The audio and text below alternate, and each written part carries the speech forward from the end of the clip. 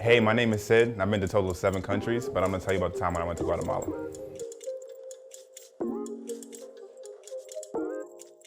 I'm in Boston, me and my boy catching up. We were going to Guatemala in partnership with a nonprofit organization that one of my boys' wife started. We've been out there, a number of times, and typically when we've gone with like the ladies. It's been a much bigger group, but this year it was just us fellas that were going out there. So we had no women with us. So for me personally, I just felt a lot of excitement. So excited! So throughout the whole evening, we pretty much didn't go to sleep. We watched TV all night and just talking about everything that was to come. Got to the Boston airport relatively early. Like I said, that whole time we were just like super excited. So excited! So we hop in the Uber. We're headed to the airport. My boy's like in the front seat, just like kind of like rocking back and forth. He was definitely excited. Probably more excited than me, but I was definitely excited on the inside. So excited! Now, mind you, we're at the terminal, and the airline that we're taking is, I think we all know, the big school bus, letter S, the big school bus in the sky. Like, I think we all know, what airline that is. Spirit Airlines, and it is the worst airlines in the history of mankind. Obviously, the big yellow bus doesn't, give us food. I mean, it's a short trip anyway, but yeah, they didn't give us any food or any snacks. We had to pay for everything. It was ridiculous! So we get to Florida. We had some time, or what we felt like we had some time between our connecting flights. So yeah, we wanted to get some food, before heading on that longer trip to Guatemala. So we're really taking our time because we felt like we had a lot of time. So we were walking around, looking at different restaurants, looking at the menus. Then we finally found a spot, and then once we get there, we were really just taking our time. And once we finally got our food, we wanted to take a picture because a big part of our trip was we really wanted to be more intentional about documenting the trip. I was doing a lot of vlogging on my phone, so we literally spent a good 10-15 minutes redoing a video because we kept he was saying something, I was saying something, and we kept redoing it. So we're headed to the gate. Food in hand, still finishing up our food as we're getting there. Casually going there just because, again, we thought we were good. We get to the gate and the doors closed.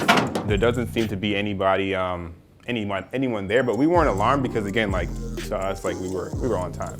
We get to the gate, we finally actually arrived in front of the gate, and we were speaking to the gentleman that was there, and we were just are we in the right spot, this, that, and the third. And he pretty much, he says, are you Omar and Sid? Da, da, da. He's like, we're like, yeah, he's like, I've been calling you guys, yada, yada, yada. Should have paid attention. I'm looking out the window and I'm noticing that the plane is still there. It's just they just closed this front door. So I'm talking to him, I'm like, yo, it seems like this door just closed. Can we still get through? So he calls, the guy on the radio.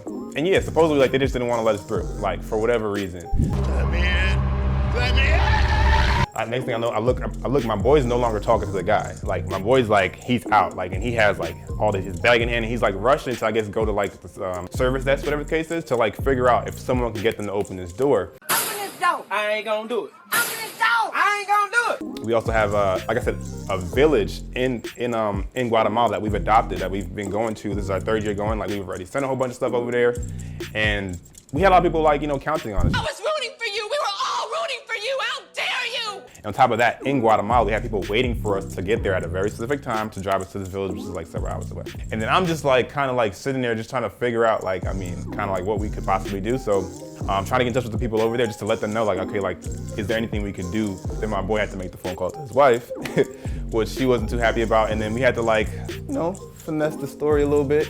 As far as what happened, we didn't want to tell her we were vlogging. We told her after the fact, but we didn't want to tell her, we were vlogging, we were this, we were that. It was easy to kind of put the blame on them. So it's just yeah, they did this, they did that. And it was still their fault, but I guess we still played a part.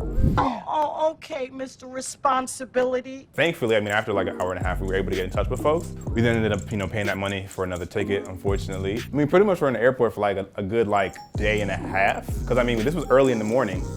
And our flight wasn't leaving until the next day in the afternoon. It was just a lot. Got to Guatemala, and there was a lot more peace at that point.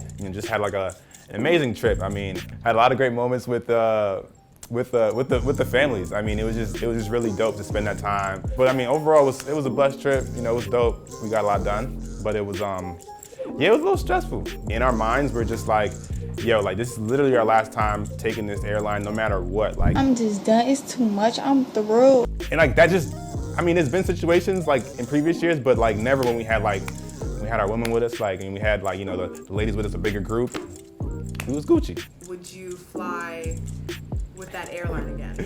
No, I would not fly with that airline ever again, like ever. No, even if it's last minute.